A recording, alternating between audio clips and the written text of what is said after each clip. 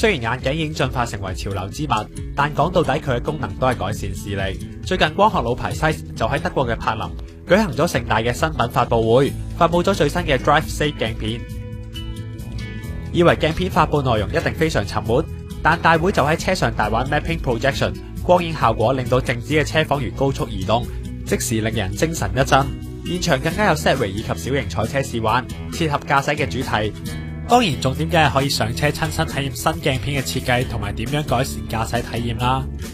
專家們亦都盡心地講解新鏡片嘅新功能，包括同肯感光平衡技術、調節漸進鏡嘅結構視看區域，令到駕駛者能夠擁有更加寬闊嘅視野，以及減低眩光。可以睇到新鏡片比一般防眩鏡片更加有效減低眩光嘅同時，亦都可以保留其他物件嘅可見度。不過三項功能其實都喺漸進鏡以及晚上駕駛感覺會更加明顯，現場早上試車難以感覺分別。所以我哋就揾嚟同行嘅香港著名眼鏡店老闆 Joey 喺晚上再進行街道實試。其實大家有冇發現喺香港揸車，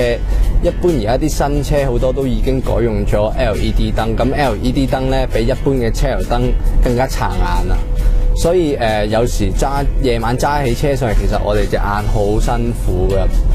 咁今次戴咗呢個鏡片之後，其實我望到啲強光呢係減弱咗好多，本身可能會散開嘅光線呢都會縮翻為一粒咁樣，但係睇起上嚟條馬路都會舒服啲咯。今次除咗新品發佈外，更加有機會一訪 Zeiss 嘅總部。呢一塊名為 Focus 嘅巨大鏡片就係總部中其中一件藝術品，從唔同時間角度觀看都有唔同嘅效果。當然唔少得佢嘅品牌博物館啦，面積唔算好大，但展示咗悠長嘅光學歷史，由最古老嘅手持眼鏡以及老望遠鏡，初代嘅驗眼工具同埋眼鏡海報，登陸月球嘅鏡頭，以至最先進嘅手術同埋天象儀器。